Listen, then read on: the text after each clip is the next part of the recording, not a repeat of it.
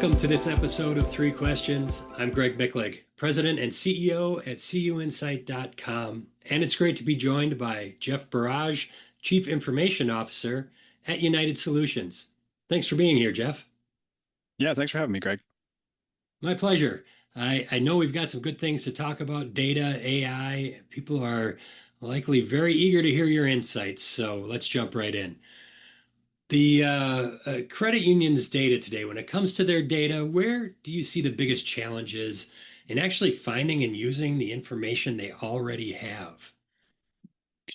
I've answered this a number of times. I think in my personal experience at credit unions, I think the data silos that exist between all of the credit unions data, you have lending data on the left and core data on the right and mortgage data somewhere else, credit reporting somewhere else. And they probably have a document management system with 30 years of statements.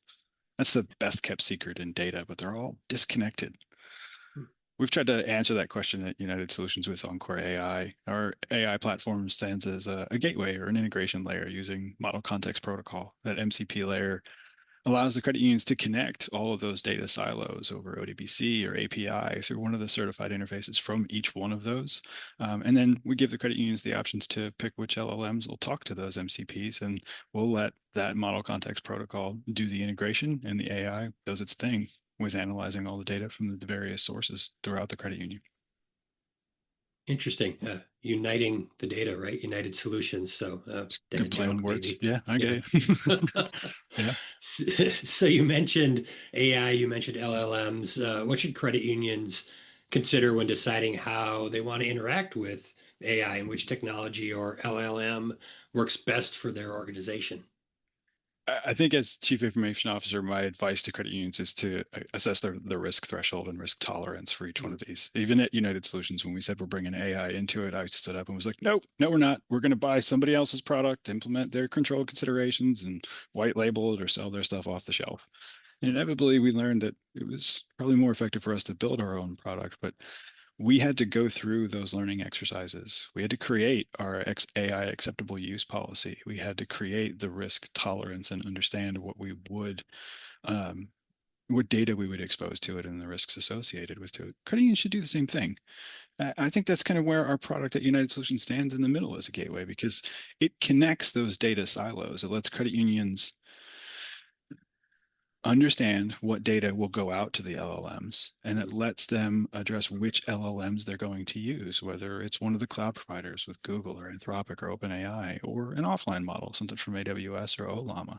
The credit unions get to use our system as that intermediate gateway, which systems will have access to it and what is provided to those systems. So you mentioned a little bit about just kind of some of the policies and things that maybe may have been in play and what you thought about as Chief Information Officer when it came to implementation of some of those technologies. You know, credit unions have a lot already in place when it comes to policies, procedures. So how can credit unions make better use of the knowledge already contained within those policies, procedures, and their application documentation? I think that's a good perspective. I would advise a lot of credit unions to focus on their data classification policy and to make sure that the data that is accessible to their end users is understood from data classification. Listen, I know it's tempting to create your subscription with ChatGPT and be like, hey, I need to do an analysis on this member's history. And you export 5 years of statements and you just upload that zip file and you just created a small compromise by taking all of that credit union data and providing it to a cloud-based LLM. If the information security program is mature enough, that type of ongoing education will be happening naturally throughout the organization. And they'll realize that that statement extract is internal, confidential, and restricted data. And that should not be provided to a cloud LLM unless they understand the controls that are in place. Those controls are usually in place and communicated in the information security program through regular training. And like I said earlier, the AI acceptable use policy. What is acceptable with AI? Which one are you using? Is it inside your data center? Is it out? If it's outside of your data center, what controls are in place? What data are you allowed or permitted to give to those cloud-based systems without violating policy and procedure? It's really interesting just listening to you talk through all of that. I think we're all in the world now where we're using, you mentioned ChatGPT or Anthropic or whether it's Claude or whatever, to do kind of day to day. Hey, I've got a question. I'm going to go in and take a Mm. look and see what it has to say about that.